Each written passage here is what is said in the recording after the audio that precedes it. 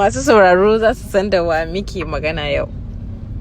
Sunana Aminu Muhammad Ahmad, wanda aka fi sani da Aminu Saira, darakta na shirin fina-finan Hausa, kuma shugaban kamfanin Saira Movies Investment Limited. Fim ɗin labari na zango na 3 ya yi nisa, kwatsam sai gashi mun ga Mahmud ya mutu. Me yasa darakta aka kashe Mahmud? Shin hakan baka ganin kamar zai dan rage su kallo, saboda da dama suna bukatan ganin Mahmud da Sumayya?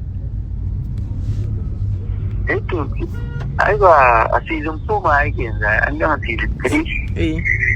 Sannan kuma shi fim ai sai an gama complete kake iya gane cewa ina ne, musamman fim mai dogon zango.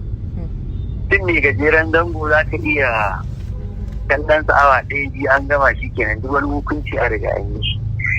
Amma duk fim da aka ce fim ne mai dogon zango, za ka iya gane wane ya kare, wane ya mutu kenan, wane zai kaza.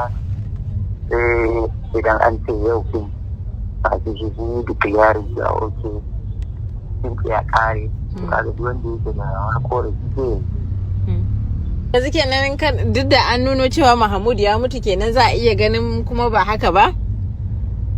A jami'an wannan tambayar ta yi ma ake ta wannan aiki nan silili suke nema. A'a wato nan silili ba, mun zo yin tsegumi ne. Ai za mu tona a shirin fim. Kawai da yadda na baki wancan mutane su yi hakuri a ci gaba da bin mu. Fim wane ya mutu ko wane ya fata ko wane ya kare. To sai mun busa usur an ce an gama fim. To shi ne za ka iya sanin cewa oke wane kenan ya tafi kenan ko wane kenan, haka shi gaskiya fim mai dogon zango. Kenan dai wannan za a bar mutane cikin tsammani ne da wasu shin me zai wakana a gaba. To akwai wannan yiwuwa gaskiya. To tun da aka fara, za a iya gaya mana wani irin kalubale aka fuskanta a wannan shirye wannan fim?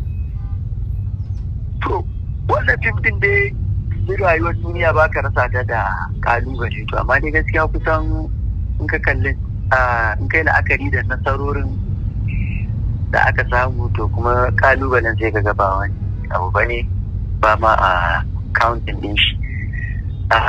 Na farko kalubale shine damu kawai shine kalubalen a su kallon mu ba su iya fahimtar yanayin yadda ake daukan fim, ba kamar fim ne gajeren zango wanda za ka fita wata ɗaya ka gama.